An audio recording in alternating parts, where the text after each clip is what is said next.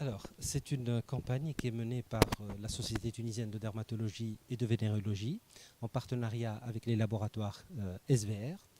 Il s'agit pour nous d'une première campagne qui cible donc les problèmes liés au soleil. Nous avons fait des campagnes auparavant, mais c'était pour d'autres pathologies. Donc cette fois-ci, donc on s'est dit que nous sommes un pays ensoleillé. Les Tunisiens, on le sait, ils aiment faire la fête, ils aiment aller à la plage, c'est connu, et il y a de nombreux bienfaits du soleil. Ça, c'est une certitude. Bon, maintenant, comment faire pour savoir s'exposer au soleil de manière correcte en profitant des bienfaits du soleil et en évitant en parallèle donc les méfaits du soleil. C'est ça l'objectif. Donc ce qu'on va faire nous, c'est une journée entière qui va se dérouler le dimanche 29 juillet à la plage de Sidi El Maharsi à Nebel. Et donc il y aura deux objectifs.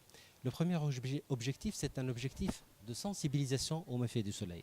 Donc on va expliquer aux passants, on va leur dire voilà quels sont les conseils donc, dont vous pouvez bénéficier pour profiter agréablement de votre séjour à la mer et en évitant bien sûr les méfaits du soleil, sachant que les méfaits du soleil peuvent être de trois ordres. Il y a des méfaits immédiats, c'est le fameux coup de soleil qui peut être dangereux surtout lorsqu'il s'agit d'un enfant.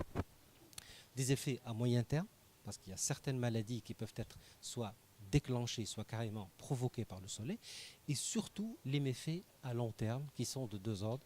Donc un vieillissement prématuré de la peau, c'est-à-dire qu'à l'âge de 40 ans, vous pouvez avoir quelqu'un qui a la peau fripée d'une personne de 70 ans, ou alors, plus grave encore, ce sont les cancers de la peau. Donc c'est ça notre objectif. Et là, je passe directement au deuxième objectif de cette journée, c'est une journée de dépistage. Parce qu'il y a des gens qui peuvent développer des lésions.